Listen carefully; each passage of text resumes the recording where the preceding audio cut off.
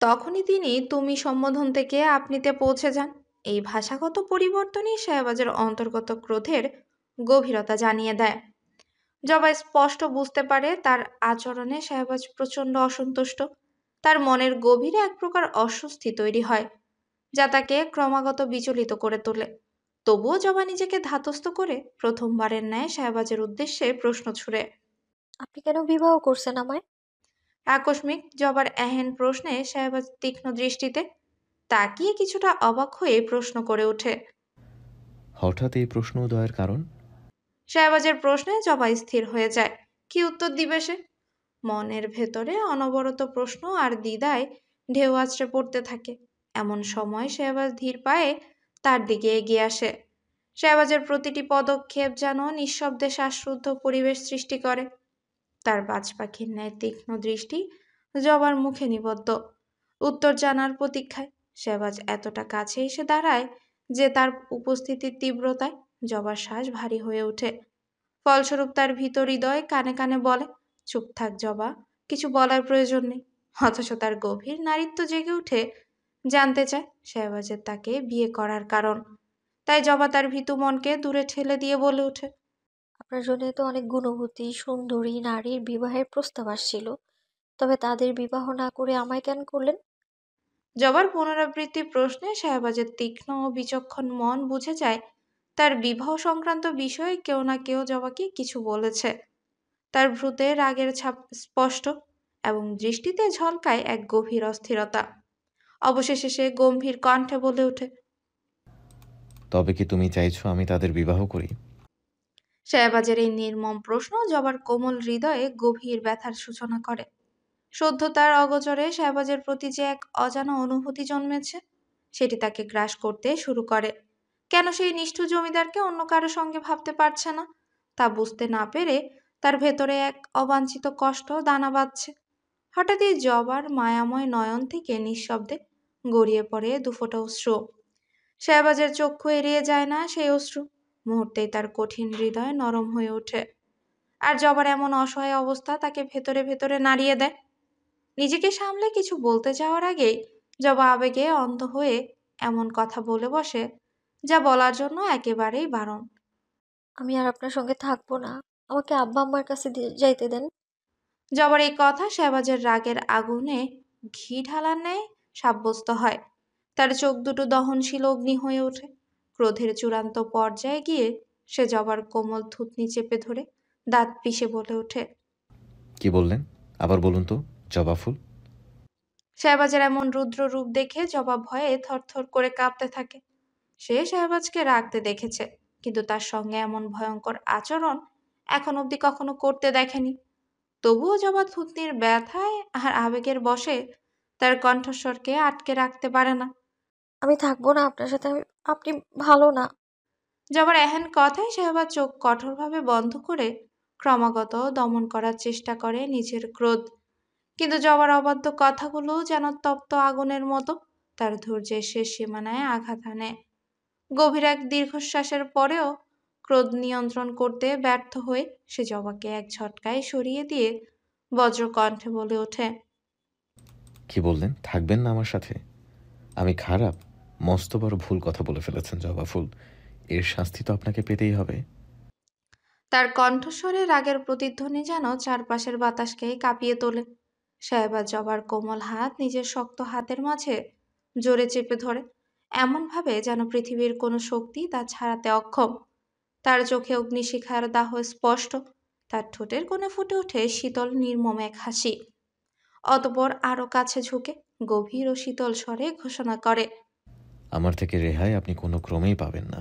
আমার মতো খারাপ মানুষের সাথে মৃত্যুর আগ পর্যন্ত থাকতে হবে আপনার। কথাগুলো বলেই সাহেবা জবার হাত ধরে মহলের ভেতর থেকে টেনে নিয়ে যেতে থাকে। তার কঠোর মুখভয় থেকে যেন আগুন জ্বলছে। জবার ব্যথা আর্তনাদ হয়ে বের হলেও শেহবাজ তার কোনো তোয়াক্কা করেনি। তার চোখে কেবল সিদ্ধান্তের দৃঢ়তা আর রাগের ঝলক। মহলের দাসদাসীরা শেহবাজের এহেন রূপে ভয়ে মুখ লুকিয়ে নিজেদের কাছ থেকে দূরে সরে যায়। শেহবাজ মহলের বিশাল ফটকের বাইরে গিয়ে জবার হাতটা এমনভাবে ছুড়ে দেয় যেন তার কোনো গুরুত্বই নেই। জবা ভারসাম্য হারিয়ে মাটিতে পড়ে যায়। ঠান্ডা মাটি যেন তার শরীরকে চাবুকের মতো আঘাত করে। জবা মাটি ধরে উঠে দাঁড়ায়। তখনই শেহবাজ কঠিন কণ্ঠে বলে ওঠে, আপনার শাস্তি এখানেই শেষ নয়। সারা রাত আপনি এখানেই থাকবেন। এই সময়ের মধ্যে নিজের ভুল বোঝার চেষ্টা করবেন, আর ছেড়ে যাওয়ার চিন্তা মাথা থেকে ছেড়ে ফেলবেন। আমার ধৈর্যের সীমা নিয়ে আর খেলবেন না জবা ফুল। তার কণ্ঠের হিম শীতলতা জবার রক্তকণিকায় পর্যন্ত বরফ জমানো শীতল অনুভূতি সৃষ্টি করে। কথা বলার সাহস সঞ্চয় করতে গিয়ে জবা শ্বাসরুদ্ধ হয়ে পড়ে। নিজ কক্ষের বারান্দায় দাঁড়িয়ে রুকাইয়া পুরো দৃশ্যটি নীরবে প্রত্যক্ষ করছিল। শেহবাজের এমন রুড আচরণ তার মনের গভীরে অস্থিরতার ঢেউ তুলে। পরিস্থিতির তীব্রতা বুঝে সে দ্রুত জবার নিকট যাওয়ার প্রত্যাশায় ছুটে যায়। এহেন সময় আলিয়া বানু ও সাহেলা বানুও সেখানে উপস্থিত হলেন। আলিয়া বানু জবাকে এমন বিধ্বস্ত অবস্থায় দেখে বিচলিত হলেন। কিছু বলতে এগিয়ে এলেও শাহবাজের রক্তলাল দৃষ্টি তার দিকে পড়তেই তার পদসঞ্চালন থেমে গেল। চোখের ভাষায় শাহবাজের নিষ্ঠুরতা তাকে এক অদ্ভুত ভয়গ্রস্ততায় আবদ্ধ করল। অদৃশ্য কিছু ভেবে কয়েক পা পিছিয়ে গিয়ে তিনি নিঃশব্দে দাঁড়ালেন। অন্যদিকে সাহেলা বানু জবার এই করুণ দশা দেখে ঠোঁটের কোণে এক নিঃশব্দ মুচকি হাসি ফুটিয়ে তুললেন। তার চোখে যেন প্রসন্ন হাসি। সে স্থানে উপস্থিত থেকে ঘটে যাওয়া সকল ঘটনা নীরবে প্রত্যক্ষ করেও জুনায়েদ নিরুত্তর রইল। তার মুখে কোনো আবেগ ফুটে উঠল না। শাহবাজ একবারও পেছনে ফিরে তাকালো না। রুদ্র পদক্ষেপে মহলের ভেতরে চলে গেল। তার অমোঘ উপস্থিতি যেন চারপাশে বজ্রপাতের মতো থমথমে নীরবতা তৈরি করে গেল। তখনই রুকাইয়া সেখানে এসে জবাকে দেখে থমকে যায়। তার ফ্যাকাশে মুখশ্রী, চোখের কোণে জমে থাকা জল এবং ঠান্ডায় কাঁপতে থাকা দেহ তাকে ভেতর থেকে নাড়িয়ে দিল। রুকাইয়ার কর্ণে ভেসে এলো অস্পষ্ট গুঞ্জন, আপনি কেন বিবাহ করবেন অন্যজনকে?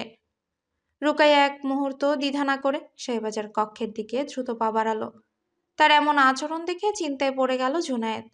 ফলশ্রুতিতে সেও পদচারণ করল রুকাইয়ার পিছু। অন্যদিকে শীতল বাতাস জবার ক্ষতবিক্ষত আত্মায় নতুন করে আঘাত করছিল। কি থেকে কি হয়ে গেল সেই বিষয়ে জবা এখনো বোধগম্য হচ্ছে না। পৃথিবীর সমস্ত শব্দ যেন থেমে গেছে। মহলের বাইরে কালো অন্ধকার তাকে আরো একা করে তুলল। জবা অনুভব করল এই বিশাল দুনিয়ায় সে নিঃসঙ্গ, একাকী। শাহবাজ নিজের কক্ষে অস্থিরভাবে পায়চারি করছে। তার চোখে মুখে ক্রোধের এক অগ্নিকুণ্ড জ্বলছে। সে নিজেকে নিয়ন্ত্রণের জন্য আপ্রাণ চেষ্টা করলেও ব্যর্থ হচ্ছে। ঠিক তখনই ক্রোনোপোকার দরজায় করাঘাত ছাড়া রুকাইয়া দরজা ঠেলে প্রবেশ করল। তার কণ্ঠে স্পষ্ট সাহসের ঝলক। ভাইজান, আপনি যা করছেন তা কি ঠিক? রুকাইয়ার সরাসরি প্রশ্ন শাহবাজের রাগকে আরো উস্কে দিল। তার চোখে তীব্র বিদ্যুৎ আর কণ্ঠে বজ্রের গর্জন। রুকাইয়া, তুমি হয়তো ভুলে যাচ্ছ তুমি কাকে প্রশ্ন করছো। শাহবাজের ভয়ালো চেহারা এবং কঠিন কণ্ঠে রুকাইয়ার হৃদয় কেঁপে উঠলেও সে সাহস ধরে রেখেই বলল, ভাইজান, আমাকে ক্ষমা করবেন। আমি আপনাকে রাগাতে এখানে আসিনি। যা ঘটেছে তার সামান্য অংশই দেখেছি, আর তাতেই আপনার ক্রোধের কারণেই কিছুটা হলেও বুঝতে পেরেছি। কিন্তু আপনি এত বিচক্ষণ হয়েও এটা কি করে বুঝতে পারছেন না? জবা যা বলেছে তা কেবল আপনার প্রতি তার গভীর অনুভূতির কারণেই। এই 2 মাসে কি জবার পরিবর্তন আপনার চোখে পড়েনি? শাহবাজ কিছুক্ষণ নিঃশব্দে তাকিয়ে রুকাইয়ার কথা শুনে তার ঠোঁটের কোণে এক কঠিন হাসি খেলে যায়। এরপর তীক্ষ্ণ দৃষ্টিতে রুকাইয়ের দিকে তাকিয়ে বলে, তোমার কি মনে হয় আমি তার অনুভূতির ব্যাপারে অজ্ঞাত? যে চোখে আমি তার প্রতি ভয়, ঘৃণা আর রাগ দেখেছি, সে চোখে সৃষ্ট গভীর অনুভূতি আমি দেখব না? রুকাইয়া হতচকিত হয়ে বলে। তাহলে? শাহবাজের কণ্ঠ এবার আরো গভীর আর কঠোর হয়ে ওঠে। আমাকে ছেড়ে যাওয়ার চিন্তার পেছনে তার যে অনুভূতি কাজ করুক, তা আমার কাছে এক গুরুতর অপরাধ। সে আমাকে ভালোবাসুক কিংবা ঘৃণা করুক, তা আমার কাছে গুরুত্বহীন। কিন্তু আমাকে ত্যাগ করার কথা সে যদি স্বপ্নেও ভাবে, তার জন্য কঠিন শাস্তি অপরিহার্য। শাহবাজের কণ্ঠে এমন শীতল রোষ ছিল যে রুকাইয়া কিছু বলার জন্য মুখ খুলতেই শাহবাজ নিজের হাত তুলে তাকে থামিয়ে বলে, আর একটাও কথাও নয় রুকাইয়া, আমি এই বিষয়ে আর কিছুই শুনতে চাই না। তুমি এক্ষুনি আমার কক্ষ থেকে বের হয়ে যাও। রুকাইয়া হতভম্ব হয়ে কিছু বলতে চেয়েও শাহবাজের ভয়ালো দৃষ্টির সামনে থেমে গেল। নিঃশব্দে মাথা নিচু করে কক্ষ থেকে বেরোতে গিয়েও একবার থেমে রুকাইয়া আবারও বলে ওঠে, ভাইজান, একদিন আপনি মহব্বতকে নিকৃষ্ট শব্দ বলে উল্লেখ করেছিলেন, কিন্তু আজ দেখুন সেই মহব্বতেই আপনি কঠিনভাবে পড়েছেন। আমার থেকেও গভীর মহব্বতে পড়েছেন আপনি। বলেই মুখে মৃদু হাসির রেখা ফুটিয়ে রুকাইয়া আর এক মুহূর্ত না দাঁড়িয়ে প্রস্থান হলো সেখান থেকে। পেছনে রেখে যায় বাকরুদ্ধ হয়ে থাকা মির্জানগরের অধিপতিকে। রুকাইয়া শাহবাজের কক্ষ থেকে বেরোতেই জুনায়েদ আচমকাই তার হাত টেনে মহলের এক অন্ধকার নীরব প্রান্তে নিয়ে যায়। আকস্মিক এই টানে রুকাইয়া চিৎকার করার জন্য তার আগেই জুনায়েদ তার মুখ চেপে ধরে। ভয়ে অবাক চোখে রুকাইয়া ছটফট করতে করতে বাইরে চাঁদের আবছা আলোতে জুনায়েদের অভয়ব স্পষ্ট দেখে সে কিছুটা শান্ত হলো। এরপর জুনায়েদ তাকে ছেড়ে দিয়ে ঠান্ডা কণ্ঠে বলে ওঠে, বাহ, তোমার সাহসের তো কোনো তুলনা নেই মেয়ে। নিজের ভালোবাসার মানুষের সংসার ঠিকই করছো। রুকাইয়া অল্প কিছু সময় নীরব থাকলেও তীব্র শীতল কণ্ঠে জবাব দেয়, ভালোবাসার মানুষ ছিল, কিন্তু এখন নেই। রুকাইয়ার এহেন কথা শুনে জুনায়েদ অবাক হয়ে প্রশ্ন করে, এত দ্রুত ভুলে গেলে তাকে, যার জন্য তুমি এত বছর পাগল ছিলে? রুকাইয়ার মুখে এক মৃদু হাসি ফুটে ওঠে এবং শান্তভাবেই উত্তর দেয়, যখন নিজের ভালোবাসার মানুষকে চিরতরে হারিয়ে যাওয়ার শোক তীব্র হয়, তখন তার কাছে দুইটি পথ থাকে। প্রথম, নিজের জীবনকে শেষ করে দেওয়া, এবং দ্বিতীয়, তাকে ভুলে গিয়ে নতুন করে জীবনকে গুছিয়ে নেওয়া। আমি দ্বিতীয় পথটাই বেছে নিয়েছি।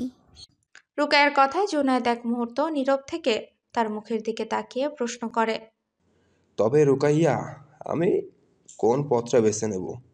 প্রথমটা? রুকাইয়ার কণ্ঠে অস্থিরতা ফুটে ওঠে। চিন্তিত হয়ে সে জুনায়েদের মুখ চেপে ধরে উত্তেজিতভাবে বলে, ছি, এসব কি বলছেন? এমন কিছু ভাবাও যে পাপ।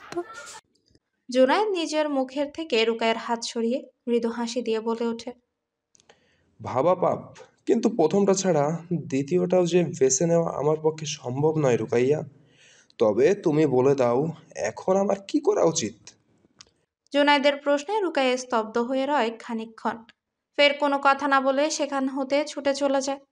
রুকাইয়ার ছুটে যাওয়ার পানে অপলক দৃষ্টিতে তাকিয়ে জুনায়েদ বলে ওঠে, যেদিন তুমি আমার থেকে চিরতরে হারিয়ে যাবে, সেদিন আমার সামনে শুধু একটি পথ থাকবে, মৃত্যু।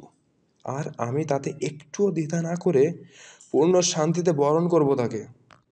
সময় অতি দীর্ঘকাল অতিবাহিত হয়েছে। বহুক্ষণ বাহিরে অবস্থান করতে করতে জবার শরীর শীতল হয়ে অচল হয়ে উঠছিল। তখন সে নিজ শরীরের উপর পূর্ণ নিয়ন্ত্রণ হারিয়ে মাটিতে পতিত হওয়ার উপক্রম। ঠিক তখনই আকস্মিক তৌসিফের আগমন ঘটে, যেন সে এই মুহূর্তের জন্যই অপেক্ষারত। তৌসিফ এগিয়ে এসে এক হাতে জবার কোমর শক্তভাবে চেপে ধরে তাকে নিজের কাছে টেনে নিয়ে বলে, আরে ভাবিজান, ঠিক আছেন তো? জবা ধীরে স্থিরে তার আধো বোঝা চোখে তৌসিফের দিকে তাকায়। তৌসিফের মুখে চোখ পড়তেই সে নিজের সমস্ত শক্তি দিয়ে তাকে ধাক্কা দিয়ে বলে, ছাড়েন আমায়, ছাড়েন।